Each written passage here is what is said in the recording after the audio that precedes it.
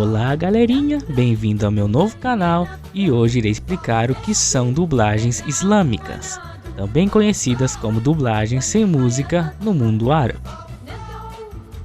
Então, deve estar se perguntando, por que essas dublagens não têm música? Palma que irei explicar. Aparentemente, de acordo com o Alcorão, Allah não permite instrumentos musicais. Sem música! Sem música! Sem música! Mas tem um porém. Não existe provas de que ele disse isso. Existem alguns ensinamentos e ditos do profeta Muhammad que aparentam dizer isso, mas não são 100% confiáveis. E também depende da interpretação do Alcorão e da Sunnah, já que alguns versos dizem uma coisa que pode ser interpretada como outra.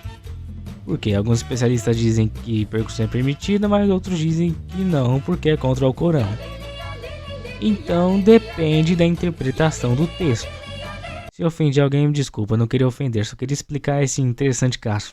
Enfim, vamos separar essas dublagens em duas. Aquelas que só contêm um nasheed, que é o tipo de música que só contém a voz humana, e aquelas que só contêm percussão e voz, que são bem raras de achar. Vamos começar pelas animações religiosas árabes, pelo menos as que eu consegui achar informação. Antigamente, esse tipo de animação continha essas duas versões que falei recentemente, uma com percussão e outra sem percussão. Recentemente não fazem muito isso, e agora colocam o instrumental completo e fazem uma versão nasheed, como por exemplo essa animação que eu vou mostrar aqui agora.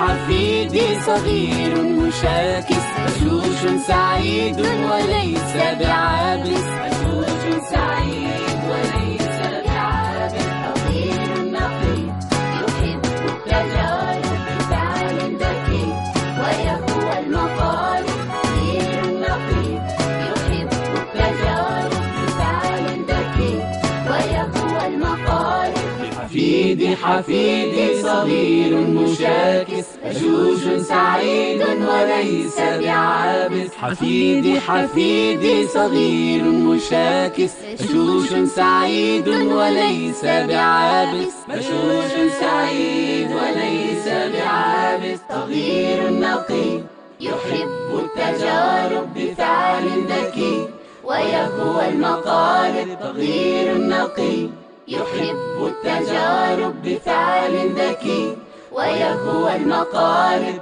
Mas enfim, vou dar dois exemplos. Os únicos que eu encontrei que tem essas duas versões com percussão e sem percussão. Ashbal é uma animação dos anos 90, onde os nossos três protagonistas são homenageados pela escola com uma viagem pelo mundo árabe e islâmico, com os talentos de Venus Centre e o músico Tarek Al-Torghani. Lembre-se bem desses nomes porque eles vão ser mencionados de novo logo. Eles fizeram duas versões, uma com percussão o episódio inteiro e outra só com vozes e efeitos sonoros. Compare as aberturas e clipes.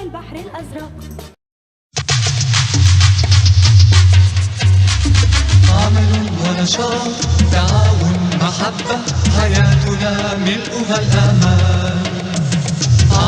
ونشاط تعاون ومحبة حياتنا ملؤها الآمال أشبال لا لا لا لا لا لا لا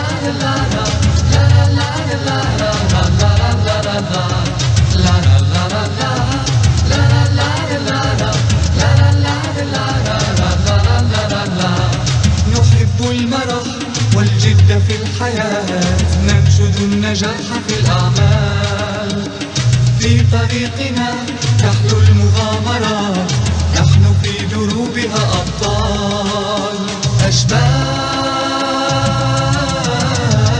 عمل ونشاط تعاون محبة حياتنا ملؤها الآمال عمل ونشاط تعاون ومحبة حياتنا ملؤها الآمال أشبال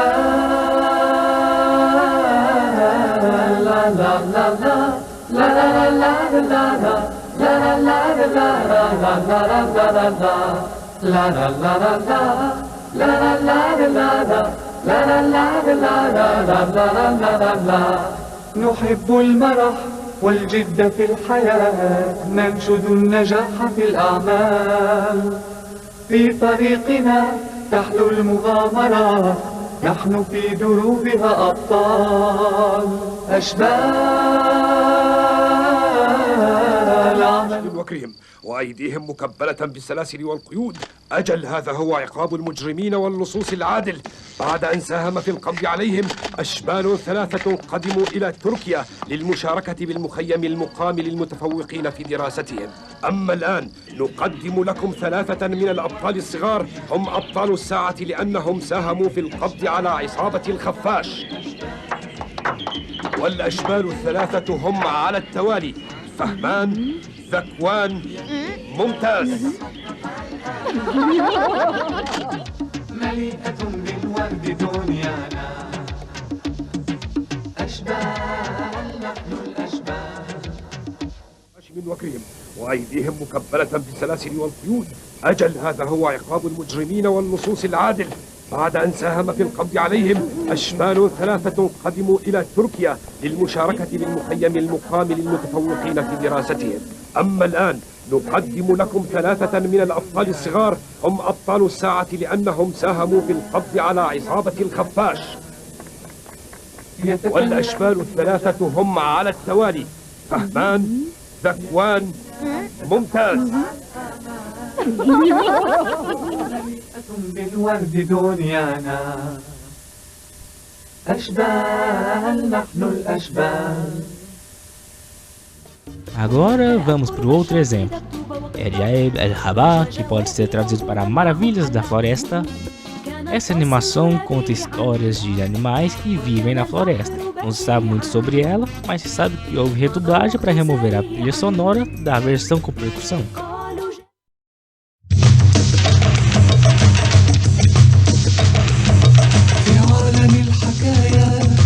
نعيش كل شيء، نطير في الفضاء، نعانق السماء، نسابق الغيوم، نطاول النجوم، في عالم الحكايا، في عالم الحكايا، في عالم الحكايا، في عالم الحكايا، في عالم الحكايا، في عالم الحكايا، حكايا حكايا حكايا حكايا من كل مكان، حكايا حكايا حكايا تروي قصص الحيوان، حكايا حكايا حكايا حكايا من كل مكان، حكايا حكايا حكايا تروي قصص الحيوان.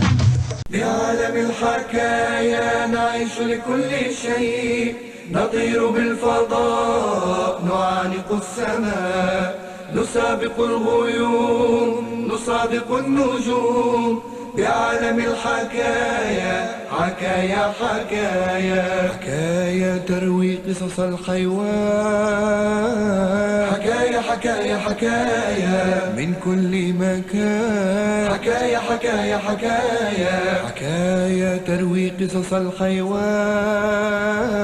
القط والكلاب جميعهم أصحاب، الطائر والحمار والثعلب المكار، القط والكلاب جميعهم أصحاب، الطائر والحمار والثعلب المكار، تجمعهم سوية الأرنب الذكية، تجمعهم سوية الأرنب الذكية. Agora vamos falar das dublagens de programas internacionais, que, dependendo do formato que foi lançado como VHS TV, haverá redublagem. Vamos separar pelas antigas e novas. As antigas, na maioria das vezes, eram usadas para ensinar as crianças sobre a religião e o que não fazer. Boa parte delas mencionava Allah e como se tornar uma pessoa melhor. Algumas foram baseadas em outras dublagens árabes, algumas foram feitas pela Venus Centre, estúdio da Síria bem conhecido por dublar animes e desenhos, e alguns tiveram a ajuda do compositor Tarek Al-Turganeh. Os dois canais mais conhecidos por fazer isso, Basma e Sensem, antigamente dublavam e exibiam desenhos nesse formato. E vários lembram dessas dublagens com carinho. Algumas aberturas se baseavam em outras músicas, por exemplo,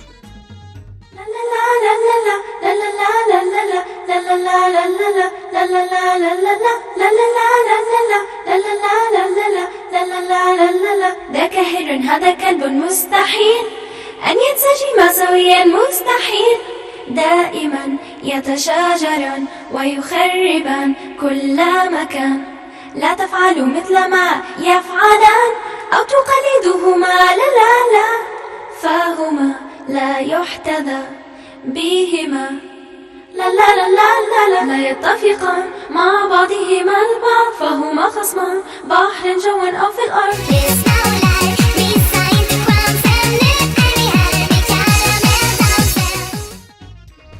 E vou dar um exemplo de abertura com ensinamentos.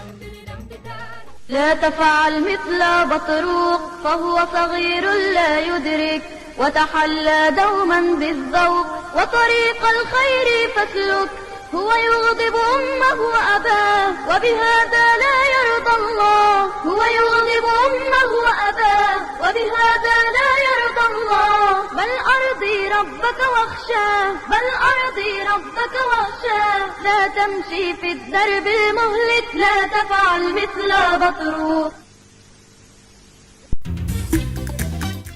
Agora vou falar das novas dublagens. As aberturas ainda se baseavam em outras músicas, mas as dublagens em si não falavam muito de Allah. Algumas dublagens são baseadas em dublagens da Venus Century, contendo uma versão a capela da abertura. Outras da própria Venus Century deu as gravações das vozes e eles só precisaram editar os sons de fundo. Vou dar exemplos dessas dublagens. هيا استعداد في التمام بأصحاب المهام الفضاء مطية سرعة في الأداء في تلبية النداء وفاؤنا شيء معهود في إيصال كل الطرود سوبر وينز هيا هيا جت وهدي زدان وجرى سوبر وينز في كل مكان بنات وفتيان يحبون سوبر وينز سوبر وينز نمرح نغني نفرح نشدو نلعب ونعدو نضحك والحياة تضحك ندعو للأمل ندعو هيا نسعى للحب دوما هيا نفرح لا نحزن أبدا هيا نضحك نغامر لا نخاف هيا نبني تفسير الأمل بيتا هيا نشدو للفرح لحنا هيا نمضي نغامر لا نخاف من الجنة الصفصاف. Enfim, tem algumas dublagens que sem querer querendo diz respeito à religião, entre aspas, usando o sintetizador de voz, que é um instrumento musical. Mas não tenho muito para falar sobre esse caso, já que não acontece muito, então vou dar só esse exemplo e pronto.